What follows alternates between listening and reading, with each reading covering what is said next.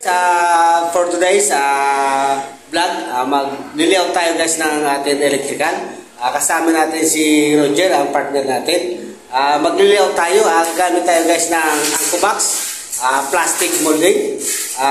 Guys, dito sa kwarto, yung pintura ni Foreman Burley.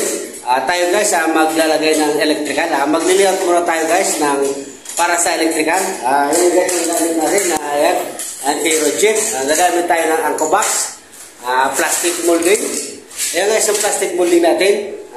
Magagamit pa tayo ng tox, yung barina. Ayan, tapos yung receptacle, outlet. Gagamitin natin at magliliyaw tayo rito sa pinto, yung switch. Tapos dito guys, saksakan, yung outlet. Outlet guys, lalagyan natin, outlet. Tapos yung switch natin, 3 gang switch, at maglalagay tayo ng receptacle sa taas. Guys, magliliyaw tayo at magsusukat tayo na kung ilan ang taas ng ating switch. Tapos yung taas ng ating Johnson box. Tapos yung ating outlet. Papakita natin guys yung ating mga materials. Guys, yung ating kasama, si Roger, ang ating kasama sa electrical, Roger De Vera. Yung ang ating plastic molding. Ito, magliliyaw tayo. Ito, plastic molding. Tapos yung ating outlet. Ito guys ang ating outlet. 2 gang outlet. Ito naman guys ang ating 3 gang switch.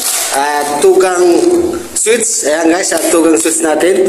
Ito naman guys ang ating Anko Box. Yung ating square box, electrical tape, tapos gagamit tayo ng bowl, ng bumbilya. Ito guys, ito gagamitin natin pagkatapos natin nilayout at naglagay tayo ng mga wire.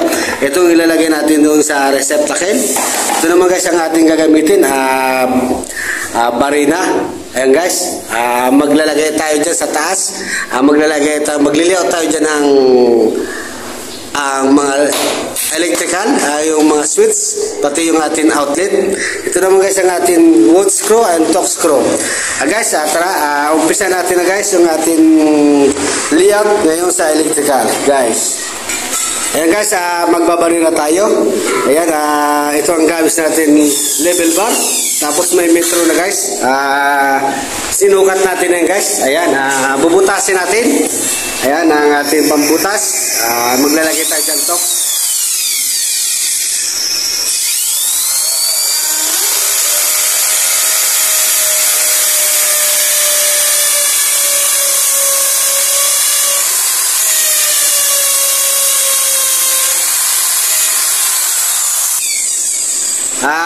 Dalaw guys na butas, bubutasin natin para sa switch natin guys.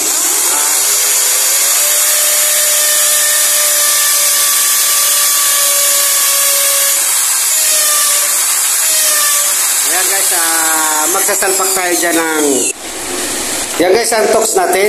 Yan ang tox natin guys. Lalagay natin guys dito sa may butas yung tox natin.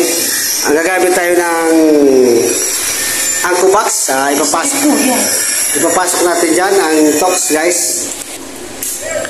Ayan guys ang ating tox, pinasok guys sa may butas. Maglalagay tayo ng Anko Box dyan.